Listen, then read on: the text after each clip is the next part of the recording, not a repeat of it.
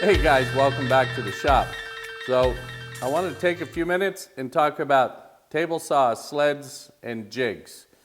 This might seem like a little overkill, but I'm going to go through them one by one for you over at the table saw, and then we'll talk about which ones I use the most in the shop and which ones probably aren't needed. So let's move over to the table saw and take these one at a time. Okay, so we're just going to start with the standard miter gauge. I use this one quite often. This one has a zero clearance fence on it. This is the Harvey MG36, which I really like, and it actually replaced my Incra 1000, but I kept this one because I dedicated it to my router table. And with both of these, you should have zero clearance fences on them. This one's almost due to be replaced, but when I make one, I make several, and of course then you have to store all of that stuff. So next up is the traditional miter sled, and this is usually something a newer woodworker always builds close to first for their table saw. And this one's been in my shop for many, many years, and it's a great sled. I really like it. I like the fact it has the T-track on the back, which is good for setting up stop blocks or those sorts of jigs inside of there.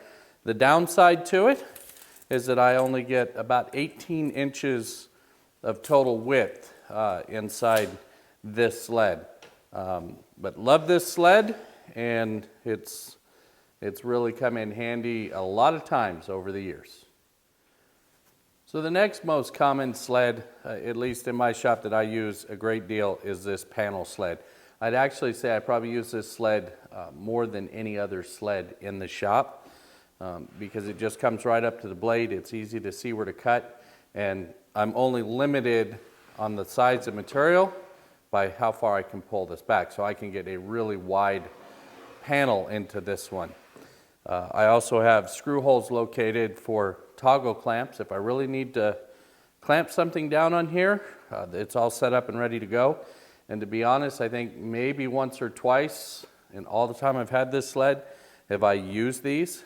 It's also great if you want to maybe cut something on an angle or something like that. You could screw a board down on here and get that angle and continue to use this that way. And it's just a plywood base with a straight backer.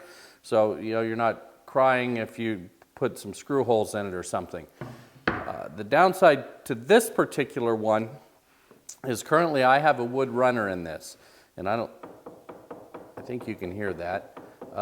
For me right now when this video is being shot, it's pretty much the driest time of the year, and this has a wood runner on it. So on my list is to upgrade this runner to a hard plastic runner, which will alleviate that problem for me and just make this sled last a lot longer. So yet another very common sled in the shop is this tapering jig. Now this particular one comes from Rockler, but I found that their guide did not hold up very well, so I just made a new one out of some scrap, looks like walnut that I had laying around. Easy to adjust, get the angle you want, some hold down clamps to hold your work in place, and away you go. Now I've found over the years a lot of times if I'm doing tapers, I will tend to rough them at the bandsaw and then just hand plane them rather than use this jig. No right or wrong answer there. It's a good jig, but it doesn't get used all that often in my shop. This one is a real oddity. I built this specific for a particular project. I don't recall which one off the top of my head, but I needed to put a tall dado in something, and I needed a lot of support and clamping space. But the fact that it is set up for a 3/4 inch dado and has all this clamping service, I've just kept it around. No particular reason, because I think I've only used it once or twice, but it's just handy to have with a dado stack. I could also go ahead and turn this into a box joint jig pretty quickly just by cutting another notch and putting a plug in there. All right, the next one up is this Spline Miter Jig. Super simple to build, just an over the fence design, so it all works off of your fence. And a couple in here, these are doubled up or tripled up plywood, Baltic birch, and then secured to this taller fence, so you can get clamping to this. And all it's for is cutting splines in things like picture frames or small boxes or things like that. Works well for picture frames because of the height of this. You can really get a clamp on it and hold it in place. So on a recent project, I wanted a tenoning jig, and I had one. In fact, if you search back through my archives, there's a video on how I built the tenoning jig. And when I went to use that tenoning jig, for some reason, it had shrunk or my fence had swelled, but it would not slide on here the way it was supposed to. So because I needed it for a project, I threw this little shop-made one together, always intending to come back and finish it and put the strip on the back along with the toggle clamps to hold that in there, just to allow me to cut some tenon cheeks. I'll be honest, it's so very rarely used. I even have a tenoning jig, a manufactured tenoning jig that goes on the saw, and I don't ever reach for that either. So if I needed to cut tenon cheeks, I would probably reach for this one, but it's rarely used in my shop. The next one up is what I call the picture frame sled, but it's really just for doing consistent mitered corners, and I nail perfect mitered corners every time with this jig. I really like it. It has adjustable sides and adjustable stop blocks and all that good stuff. Everybody gets so concerned with hitting 45 degrees when they're doing, a picture frame or, a mitered corner.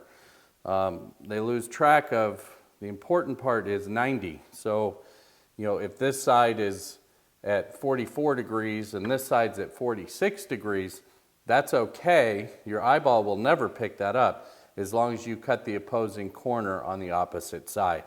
I've used this a ton. There's free plans for this on the website, and it is a real, to me, a game changer when it comes to mitered corners. I use this a lot.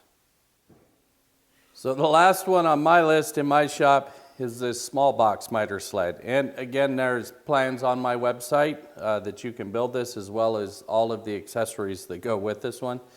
And I use this one a ton. You notice this side is set at 45 degrees. Now I don't have my blade tipped right now. But it cuts really nice box side miters at that 45 degrees and nails them pretty perfectly every time. I also did an offcut support, which just drops in. It'll slide, but it doesn't slide easy, so that you can, let me turn this down, so that you can run the saw back and forth and cut those and catch the offcuts. So this is certainly one of my most used jigs. And then all of the add-ons. So if you want to do splines, just like with the other over the fence, simply add this device to it and line up the curve cuts, toggle it down, and now you can cut those splines. As well, if you want to cut long splines, lengthwise splines that don't get seen, so they're in the miter, simply clamp this jig on, and it's got lots of hold down for the parts, and reset your blade, and now you can cut to that 90 degrees.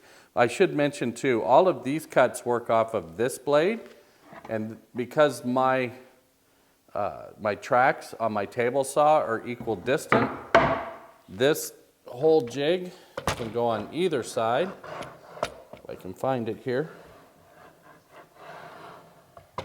There it is. And then just allows me to run the blade in an upright position. So with all the T-track in here, it works really great for small parts holding. I've also got stop blocks for it. So these stop blocks can be positioned anywhere in any of the T-track.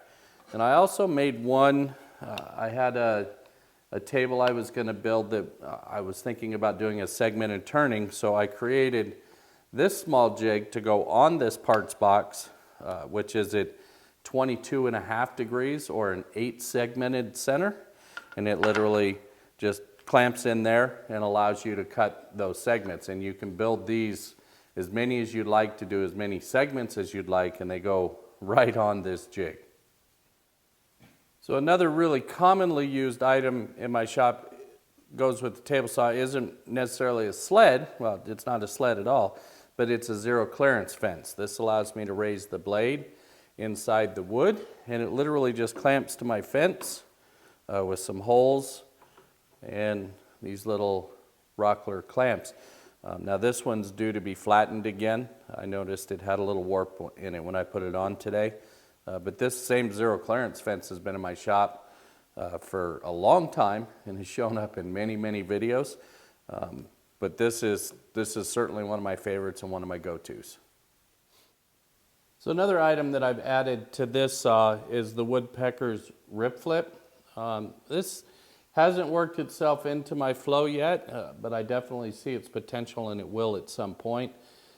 When you're cutting, say, a small groove or something with a single blade and you want repeatability and consistency, you can set this up, and I can literally just go between my two settings and keep those stops in place and make continuous cuts all the time and stay in that with that same fence setting set up between those two stops. So another issue with all these sleds is how do you store them? There's nothing wrong with hanging them on the wall. I'm kind of out of wall space in this shop, and I built this rack several years ago, 2 shops ago, and it holds my bigger sleds as I need. And I have a dado stack here in the top drawer, and just some table saw parts and whatnot that kind of go with the table saw live in there. It's on wheels. It was originally built for a different saw, but a piece of 3/4 inch plywood added to the top of this would make it exactly the height of this saw. I just haven't gotten around to doing it yet. It is on casters, so if I needed to get something big in here, I can roll this out of the way quite easily. But it doesn't move very often. It pretty much lives right here. As well, I store my miter gauge right here off of the end, and that fits great for what I need. So which are the most commonly used sleds in my shop is probably these two right here, the panel sled and my miter gauge. I do use them all with the exception of some of the over fence stuff because I've upgraded in other areas. Those could probably go away in my shop, but these I reach for all the time. I got to change the runner in this one, and quite frankly, if I had some stop blocks and a taller rear fence in this one, I could probably do away with my normal miter sled as well, because this one does everything that one does just as well, with the exception of having the stop blocks. So that's going to wrap it up for this one, guys. I hope you got something out of it. A lot of these sleds I have videos for and how I built them and what I did. You should go check out William Ng's 5-cut method for ensuring your rear fences are dead on flat. I think he's got the best video out there to explain that method. But yeah, I hope you got something out of it. If you have any questions, shoot them to me, either my email or the comments here. All my info is in the show notes. And until next time, guys, take care.